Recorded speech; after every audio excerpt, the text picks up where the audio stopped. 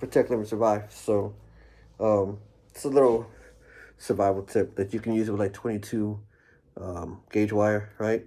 I already did one side, but I just wanted to show y'all. Okay, so this is for like trapping and stuff. So trapping is really important in terms of survival and survivability. And the reason a lot of people on these shows on like Alone and these survival shows where they're out there and they have to survive really don't do well. They lose all that weight and everything is because they're not really trapping. They're expecting to go out there and then, you know, they have all these skills, granted, right? Like they could build a shelter, they can make a fire, easy peasy. But when it comes to hunting, they suck. They don't know how to hunt, they don't know how to trap. So it's very essential, and especially when you're limited with what you can bring also. But, you know, there are other ways and means and methods you can uh, obtain your or acquire your protein, right? So 22 gauge, I think it's 22 gauge, this one is 22 whatever, right? Snare wire, well you can make it into snare wire. You gotta learn how to make snares, right? So basically what you gotta do, you gotta make this into a loop and turn it in on itself, right, with a pair of pliers.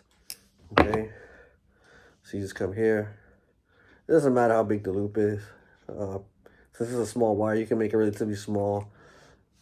You can curve that in there and then turn it in on itself, right? It's not too hard. It's really flexible, really pliable, all right? And you just keep turning and turning. Okay, and then you can get this to finish it off, all right?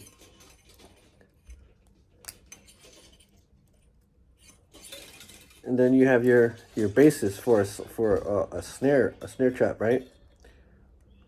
You've probably seen plenty of videos, but if you haven't, and this is the first time you're actually seeing this, there's a lot of references out there when it comes to this. All right. So then you have that there, and you got to run your loop through it, right? So this is a big, long enough wire where I can just cut it. Okay. Let me straighten this out a little bit. All right. This is kind of crimped up, so I wrapped it around the edge of my table and just did a saw motion and then straightened it out. It was kind of bent. All right, turn it to a loop. But anyway, you got your loop here. You run this through, and basically, that's the basis of your snare trap, right? And it's to make it wide enough so that whatever you're trying to trap, whether it be squirrel or rabbits are a little bit trickier because rabbits, they want to get the fur and the whiskers, they touch this thing and they're like, oh, I'm not going near that. So you want to make sure that they ever get their head through it, so you got to make it a little bit wider, right, for them. All right, once they go through, right, if they pull back, right, you got yourself some food. Basically, you run this through. It's a squirrel, you keep it smaller, right, and then you keep like a little bent here, and then you tie this excess around something sturdy, and then you loop it onto itself. Okay, and basically you got your basis for a snare trap. So they basically go in, they pull, and they hang. But if you get a spool of this, right, you can set these up everywhere. Everywhere you see a trail, like a little trail, you see small game, just pay attention. You see tracks. Tracking is also very important, like footprint tracking. Droppings, like you see the poop on the floor, like, you know, that's very populated area. You know that stuff is running through there, and you can set this up accordingly. Okay, but this is only for like rabbits, squirrels, etc., right? Small game, because it's a thin wire. They have bigger wires for bigger games like coyotes and raccoons. And then that's when you get into like bigger, different snares and stuff, right? So this one comes with a swivel. You can peg it in, attach it to something, right? And then these are different galvanized, kind of like twist braided metal, like snare wire stuff, right? And these are for bigger game, okay? This is when you get into bigger things, okay? And of course, it's going to be a bigger loop, all right? And you strangle whatever it is, all right? You choke it to death. And then you get like the fauna bear traps, okay? These smaller ones, you can stick into the ground, all right? They have this is the safety stuff. You put your feet here, you put your meat here, Open these up, you set them right. Okay.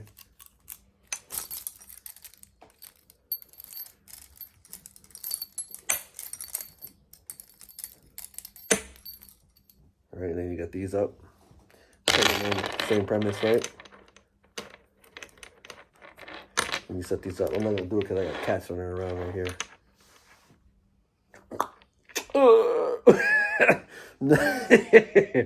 All right, but once you start messing around with these things, right, you have to practice a lot, right? Like you got to actually start doing it to understand its functionality, the process, the fails, the wins. Okay, so basically, once you set up your snare trap, right? Let me just wire this out real quick. Straighten this out, right? So you set your snare, right?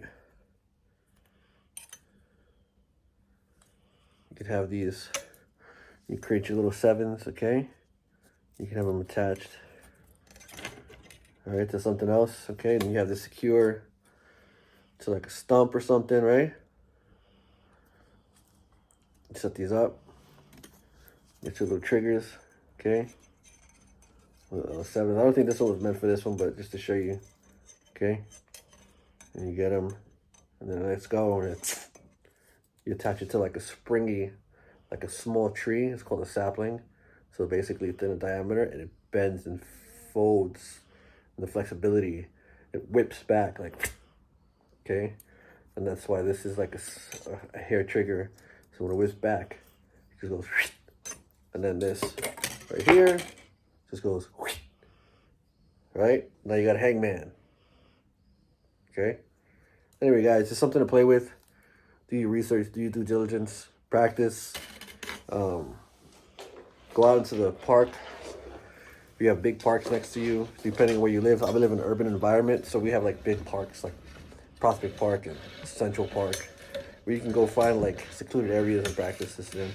You can practice in your backyard, you can practice in a neighbor's yard. You can go drive out somewhere, foresty, woodsy, and just practice setting these up, playing with them, getting used to it, mechanics, learn all you can about it.